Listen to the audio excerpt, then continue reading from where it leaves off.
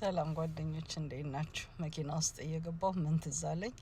ከሁለት ቀን በፊት መኪናዬ እዚህ ጋር አሁን ዳሽቦርዱ ላይ ያየሁትና የዋሸር ፍሉይዱ ሎው ነው ይላልና መኪና እንደኔ ዝም ብሎ በደመ ነፍስ የምትነዱ ሰዎች አላችሁ። ምን እንደሆነ ፋንክሽኑ ሳታውቁ ጎማ ቢፈነዳ እንዴት እንደሚቀየር ዘይትም ምንም ብቻ ባትሪ ብቻ ሲሞት ከማስነሳት በስተቀር ከሌላ መኪና ጃም ተደርጎ ማለት ነው። ከዛ ውጭ ምንም የማውቀው ነገር የለም። መኪና ስነዳና መኪና ከዚህ በፊት ጎማ ተንፍሶብኝ ያውቃልና ለአንድ ጓደኛዬ ስነግረው እሱ ኢትዮጵያ ነው የሚኖረው፣ በስልክ ስናወራ በቃ እንዴት እንደኮነነኝ ልነግራችሁ አልችልም።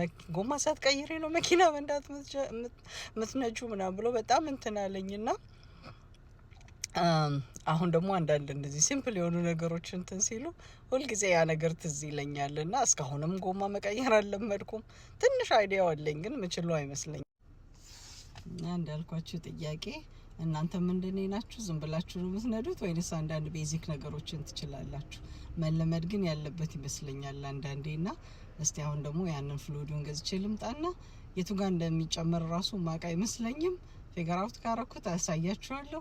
ካልሆነ ደግሞ ያው እንግዲህ እንደለመድኩት እጠይቃለሁ ማለት ነውና አንዳንድ ጊዜ ቤዚክ ነገሮችን ማወቅ እንዴት አስፈላጊ ነው። እኔ ብዙ ጊዜ መኪናዎች ምናምን ባሉበት አካባቢ ነው ልጅ ሆኜ የሚያደኩት። ብዙ ነገር ሲሰሩ ያለው ግን ምንም አይነት ኢንተረስቱ አልነበረኝም እና አሁን ግን ያው በግድ ብቻ ሲኮን ምናምን ቤዚክ ነገሮች አስፈላጊ ናቸው ብዬ አምናለሁኝ።